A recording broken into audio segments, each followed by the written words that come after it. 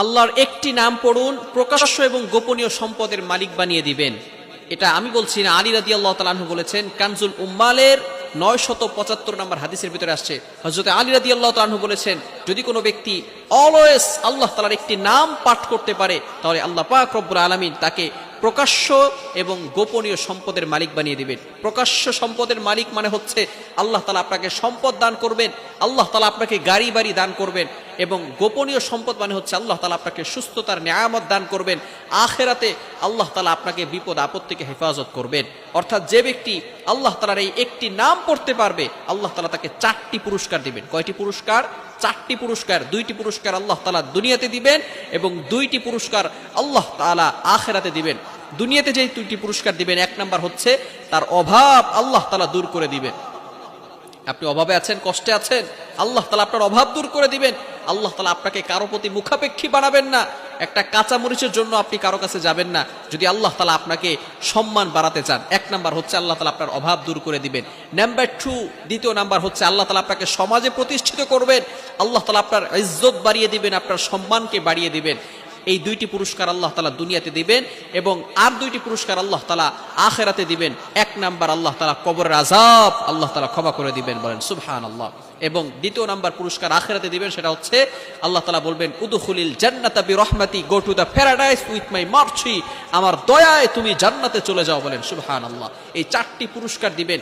দোয়াটি হচ্ছে একেবারে ছোট্ট, আল্লাহ তাআলার নাম লা ইলাহা ইল্লাল্লাহুল মালিকুল হাক্কুল মুবিন, লা ইলাহা ইল্লাল্লাহুল মালিকুল হাক্কুল মুবিন।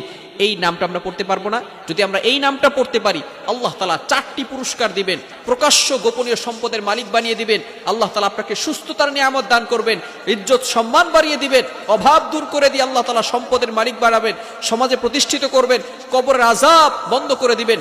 কবর হচ্ছে খুব ভয়ঙ্কর জায়গা। মানুষ যখন ইন্তেকাল করবে, মৃত্যুবরণ করার সাথে সাথেই আল্লাহ পাক রব্বুল আলামিন মুসলমানদের জন্য এমন একটা বিধান দিয়েছেন, ওইখানে তাকে দাফন করা হবে, কবরস্থ করা হবে।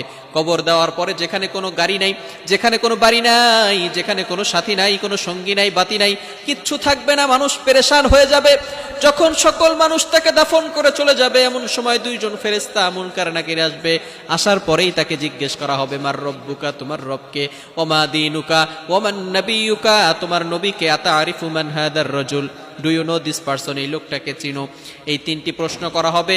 যারা এই 3টি প্রশ্নের উত্তর দিতে পারবে, তাদের কবরটাকে আল্লাহ তাআলা জান্নাতের বাগান বানিয়ে দিবেন।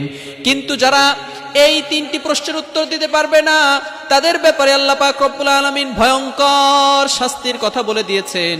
আল্লাহ পাক রব্বুল আলামিন জানিয়ে দিয়েছেন যে সাথে সাথে তাদের কবরের ভিতরে জাহান্নামের আগুন দ্বারা জ্বালিয়ে দেওয়া হবে। কঠিন পরিস্থিতি হবে।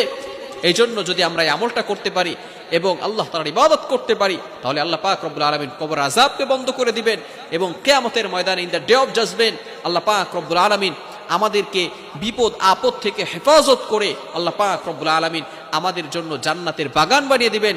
উইল গো টু প্যারাডাইস, আল্লাহ তাআলা বলবেন তুমি জান্নাতে চলে যাও। এজন্য আমরা আল্লাহ তাআলার এই একটি নাম পড়তে পারবো তো ইনশাআল্লাহ, লা ইলাহা ইল্লাল্লাহুল মালিকুল হাক্কুল মুবিন।